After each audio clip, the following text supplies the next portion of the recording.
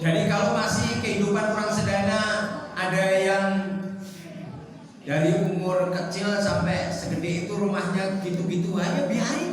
Nggak ada ininya. Kesuksesan nggak diukur dari situ. Dari muda kepengen punya mobil kok belum punya motor game, masih motor lama, udah biarin. Ada yang sindirom Habib mah kayak orang benar. Bukan, saya ngajak para jamaah.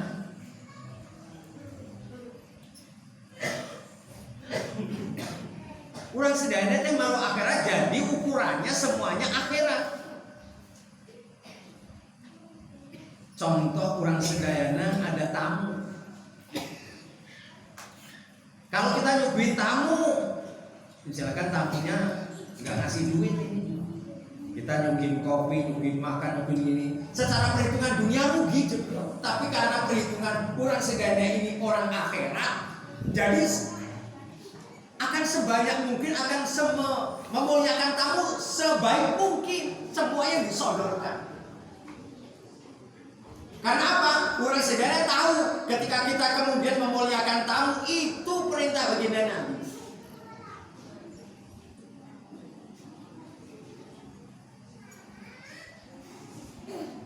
Para jemaah yang dirahmati Allah Ta'ala, sama puntennya. Kita kalau mendukung guru, kalau kita kemudian mendukung guru dengan penuh kecintaan, yang ada berkah, yang ada ente makin lama makin beriman kepada Allah. Tapi kalau mendukung guru tidak penuh kecintaan, kemarin kayak ada kiuran, sekarang kiuran kena wae naon deui. Beda, orang sedana malu akhirat. Maka orang sedana harus bisa mengatasi itu. Termasuk Habib yang ngomong seperti ini, sama. Ketika orang sedana punten, misalkan setiap hari ada tamu yang ganggu. Tahu tamu yang ganggu? Tamu yang setiap kali bertamu pasti mau ngutang kek, mau ngeripuin. Kalau perhitungan dunia orang sedana jengkel. Tapi karena orang sedana makhluk akhirat, kenapa mereka ke tempat kita? Istilahnya kemudian mereka meminta bantuan kita karena Allah Ta'ala menjadikan kita sebagai wakilnya di dunia untuk menolong ini siapa. Maka jadinya yang tadinya ngeripuhin orang sedayana secara syariat dunia, tapi orang sedayana karena sadar kita makhluk akhirat, maka yang ada kesenangan, ya Allah, alhamdulillah, mereka nanti yang akan menjadi hujah saya nanti di surga.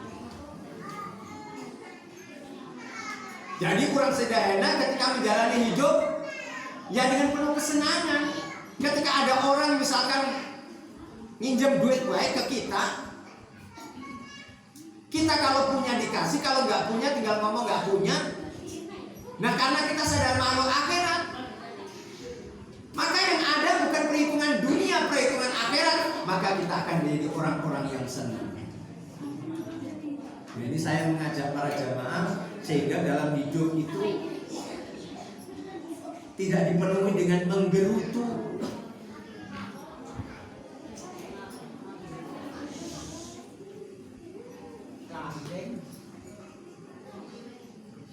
Para jemaah yang dirahmati Allah Ta'ala, orang sedaya sudah tahu ini baik, itu buruk, sudah tahu. Ini pengajian pasti baik kalau masuk ke tempat ini. Orang sedaya sudah tahu.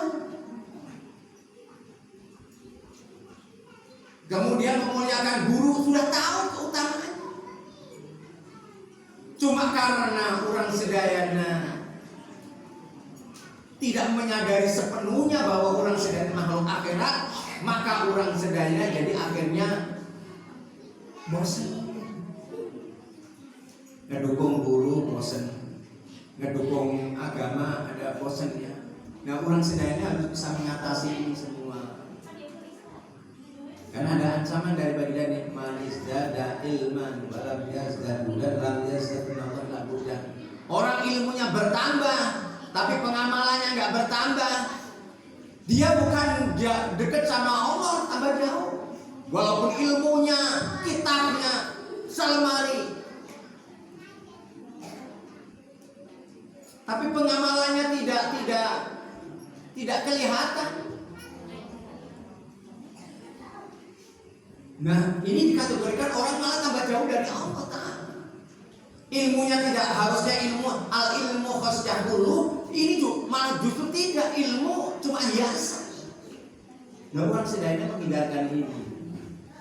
Yang dikatakan al ilmu nur, ilmu itu nur. Ketika kita punya ilmu begini, oh berarti caan jalan. Nah, para jamaah dirahmati Allah Ta'ala, intinya malam ini saya ngajak para jamaah menjadikan setiap kewajiban, kebiasaan itu jadi kesenangan. Karena kurang sedayanya makhluk akhirat. Nah, malaikat Israel ini kalau nyabut nyawa seseorang, mereka tidak harus sakit dulu. Bisa jadi yang sakit tahunan gak mati-mati, saya yang jaga seperti ini, sebentar lagi dipencet jantungnya, cetret, udah hilang. Makanya salah satu bahwa ilmu kita bermanfaat, salah satu cahaya Allah sudah masuk ke dalam tubuh orang sedana, salah satunya itu. Orang sedana hati-hati dalam hidup, orang sedana kemudian menyadari orang sedana makhluk akhirat, dan orang sedana berusaha menyempurnakan sebagai manusia. Kalau kita biasa ada perselisihan sama tetangga, biasanya kita kemudian balas. Nah, karena ada pengetahuan agama, karena kita kemudian sering bersolawat kepada baginda Nabi, maka kemudian kita akan jadi orang yang ngalah. Kalau secara manusia, orang-orang ngalah itu kalah secara manusia, tapi secara dihukum Allah, orang-orang yang ngalah itu orang yang menang.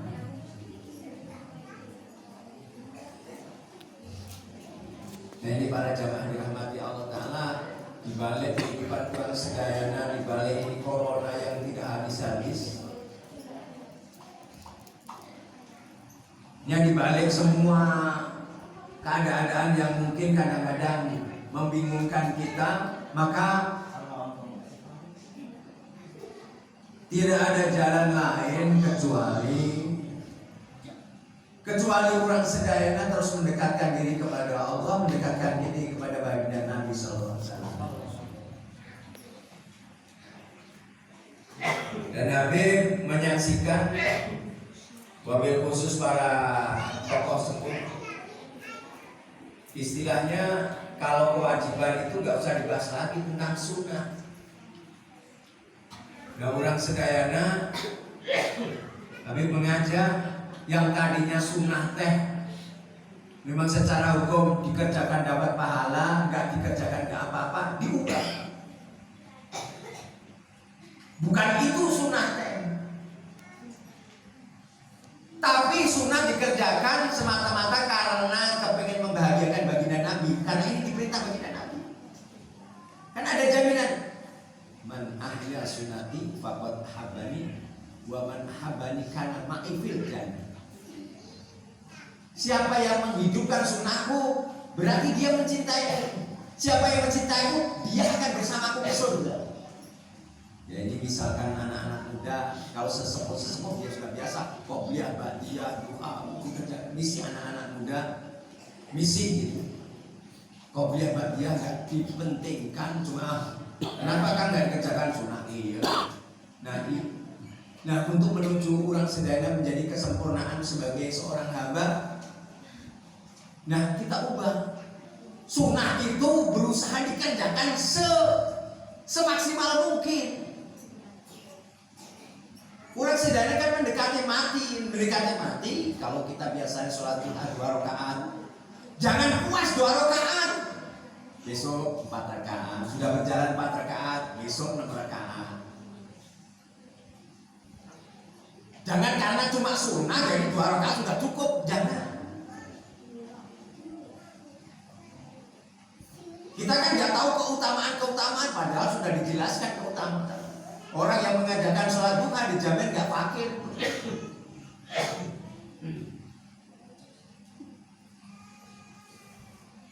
Nah, orang sedayana misalkan qobliyah subuh, ketinggalan tuh rugi atau tidak? Itu jadi pertanyaan juga, kok segitunya? Iya, itu akan mempengaruhi seberapa besar cahaya Allah masuk. Kalau orang sederhana meremehkan itu sholat, misalkan qobliyah subuh, meremehkan, padahal sholat qobliyah subuh dikatakan dalam hadis lebih baik dari dunia seisinya. Qobliyah subuh itu.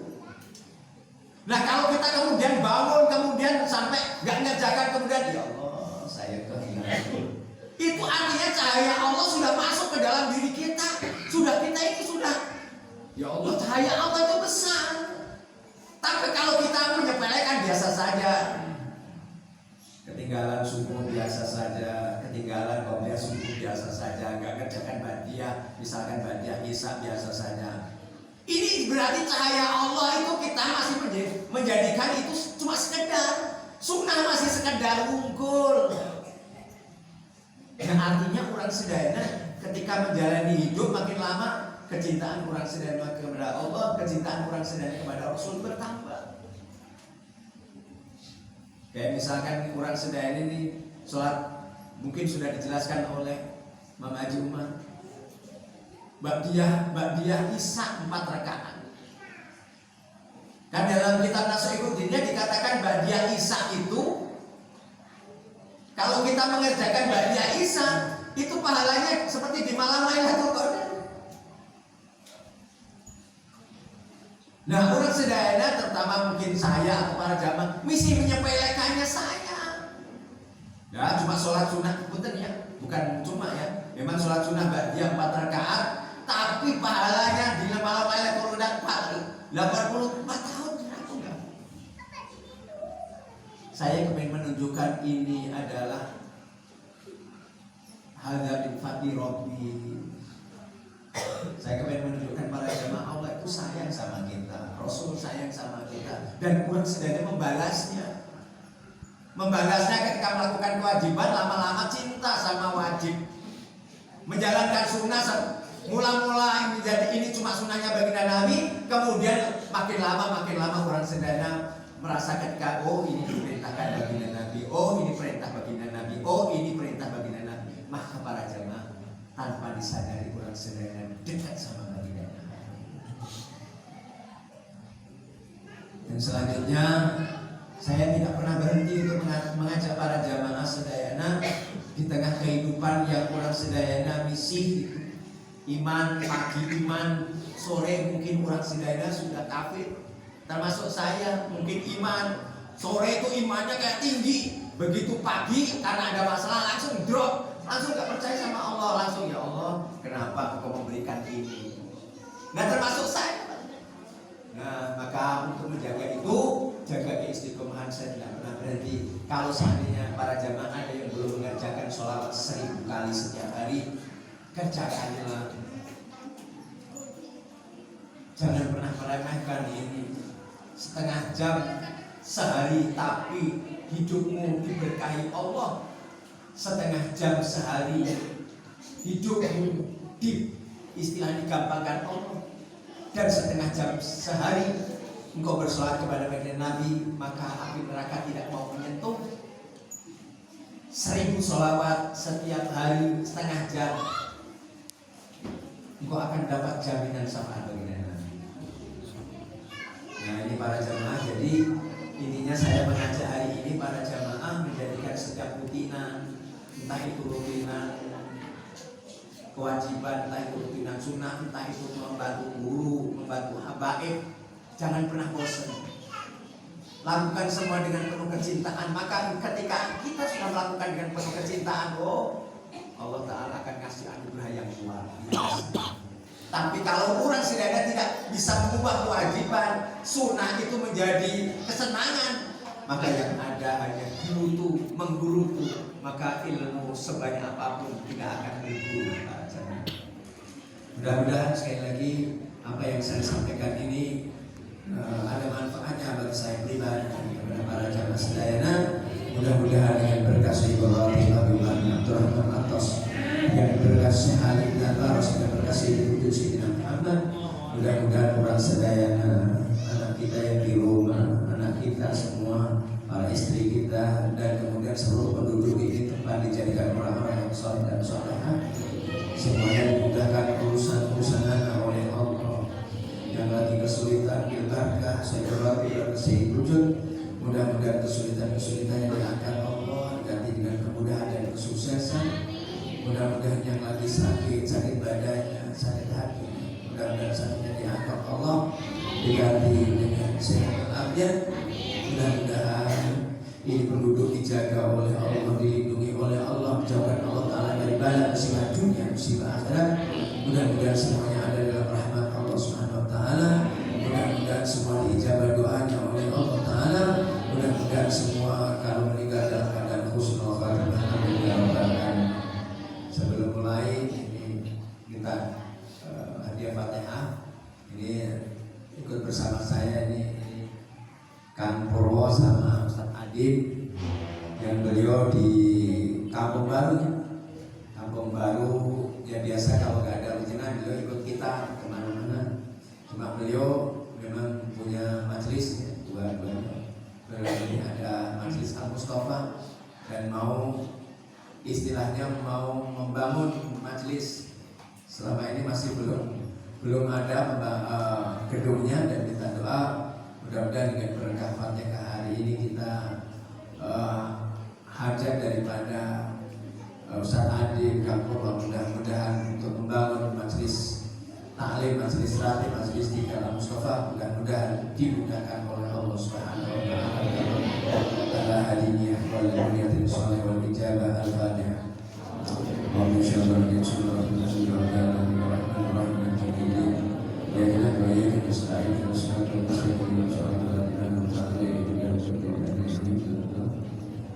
dan juga hadiah Fatihah mudah-mudahan besok cuma saya gak ikut ada acara jadi nawir yang besok insya Allah mau